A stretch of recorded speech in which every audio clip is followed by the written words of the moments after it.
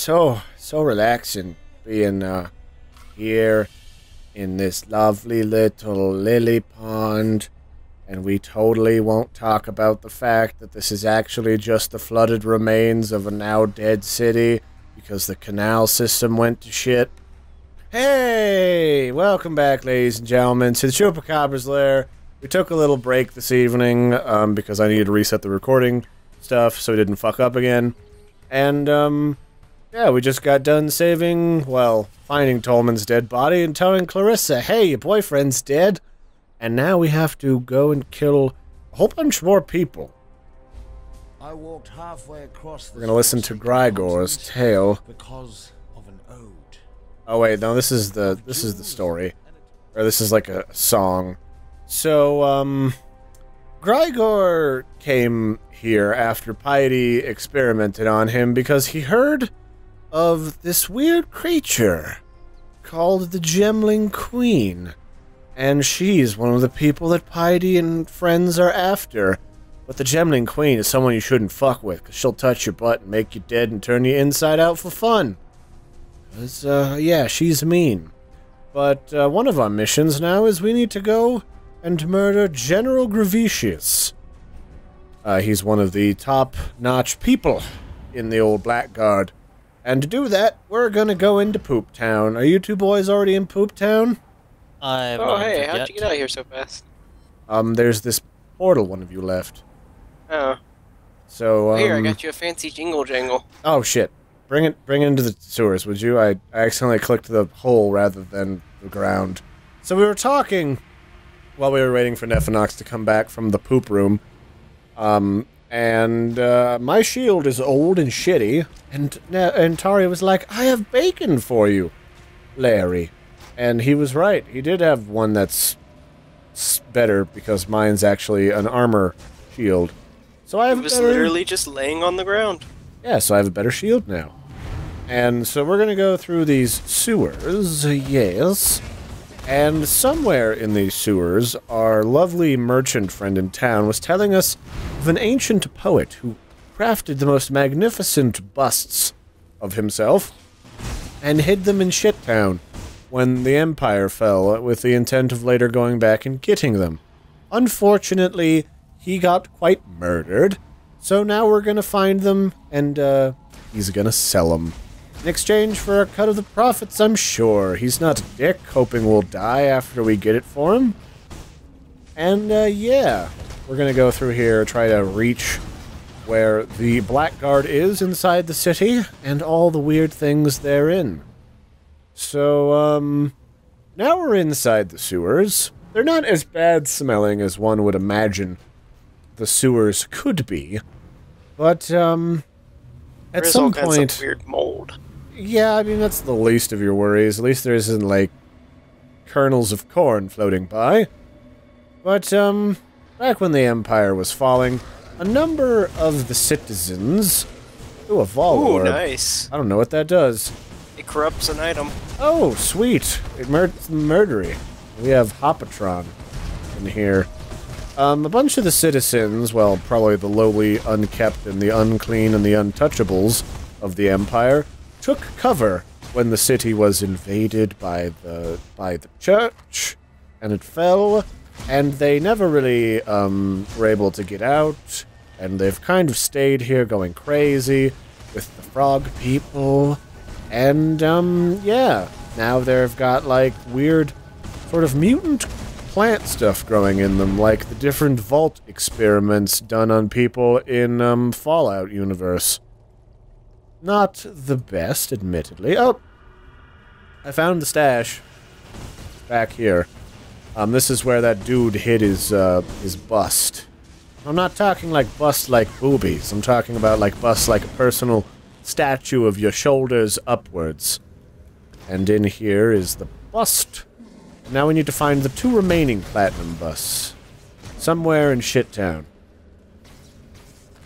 Really our only way through this city, now that the Blackguard has sort of taken over and blocked off a number of directions that we could have gone, is to go through the sewers into the market, and then we go to the bazaar and stuff like that.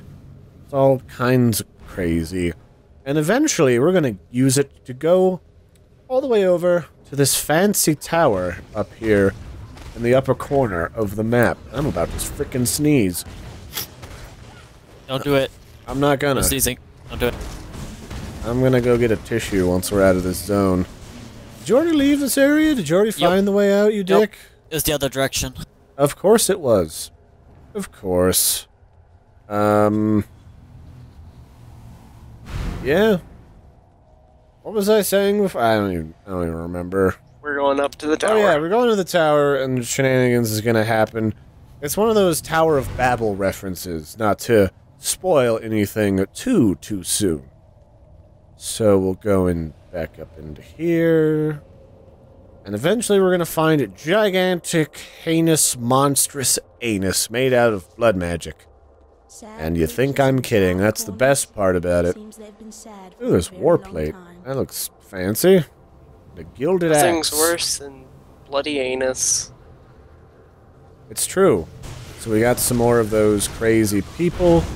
And you might notice that these lovely individuals, if you zoom in, their bodies are full of blue glowy bits. Some of those blue glowy bits are just like bits of mold growing in their corpse, and others of those glowy bits, like in their heads, are actually implied virtue gems, or bits of shitty virtue gems that keep them in subservience to their masters. And possibly with slaves, you know, you'd probably use them to make them more effective at manual labor and all of that stuff. Which I think is cool. They got some throwbacks. And a lot of these people are just like unliving creatures left over from the fall of the Empire, which was always cool. And here's that undying blockage thing I was telling you about. There's a thing we can't get past on the surface later. And we can only get past it by investigating this, what looks like an orifice in the wall. That's basically a leftover of experimentation by imperial thaumaturges, which are the sort of scientists that experiment in blood magic and the gems and all that kooky stuff. Yeah, it's kind of interesting, a little bit crazy. But they'd flush all their experiments and spare magic and shit down the drain, and now it's our problem. So, what happens is it kind of congeals. But apparently it was such a common issue that there's actually a pretty common way to deal with it, which will be gifted to us a little later in exchange for a favor involving murder. I mean, there's not really a lot of stuff in this game that doesn't involve murder, but I'm just saying, like, it's basically like magical Drano is what we're going to be given. So, yeah.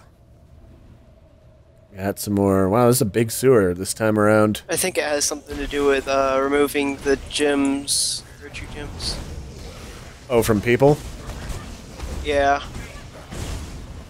You know, it's funny that it wouldn't be until the exiles came to this land and didn't want to stick weird magic in their skin. They're like, maybe I should put this in weapons.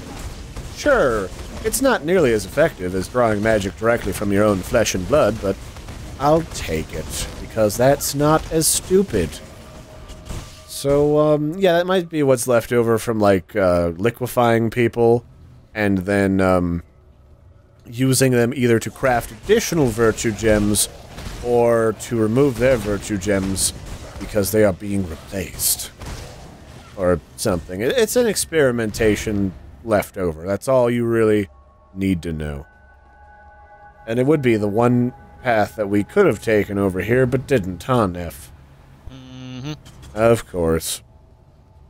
So what is our current thing? We're trying to go to the Solaris Temple and find the Ebony Barracks and kill, General what's-his-face. So that's high on our to-do list. Revicius, that's his name.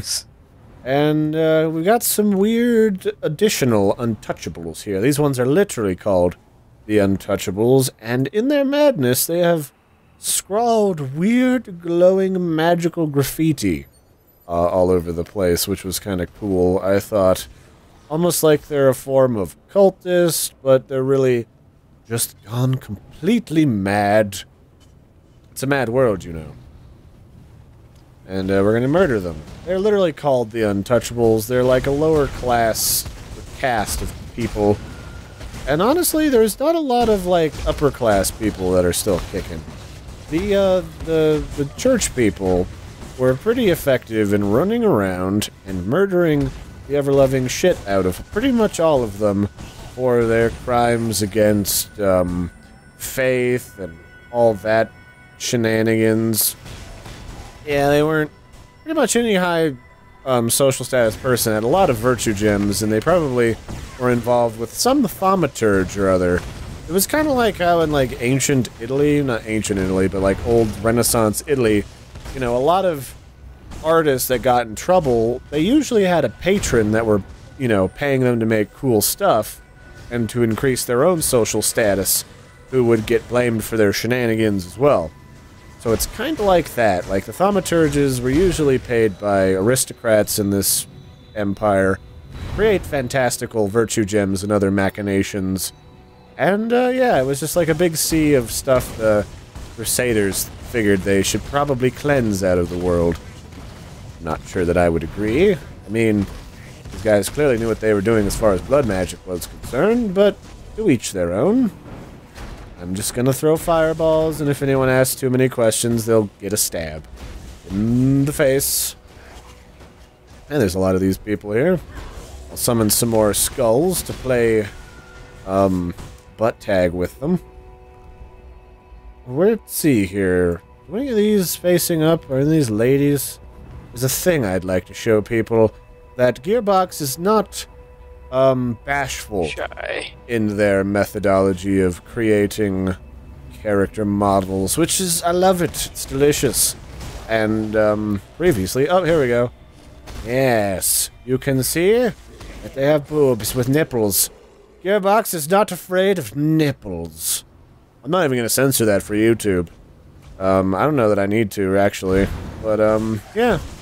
They've got plenty of, scantily clad statues and people, and I'll talk about that in a more historical sense later. And I thought that was very... I mean, I'm a dude. Male gaze being what it is, I kind of enjoyed that for obvious reasons, but at the same time, like, there's a lot of games that kind of just, like, obviously sidestep things like nudity and, you know, nipples and all that stuff in lots of weird, sort of derpy ways. So it's always kind of nice where it's like, yeah, it's a thing. It's a it's a low-res, low-texture thing, but it's a thing. I mean, take it or leave it. And, yeah, no, that was cool of them, that they didn't scoff.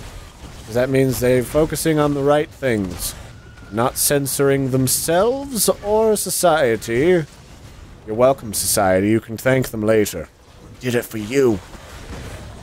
Alright, enough about nipples. Somewhere in here... People are pretty lenient on the boobage lately.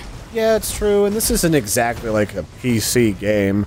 I mean, we've got slaves, we've got human experimentation, we've got blood and gore and zombies, and people being used to create blood magic as human sacrifices. Oh, here we go. Here is a leftover of the old empire. A patrol of imperial guardsmen. And they are pissed. Too bad I've got lightning poops.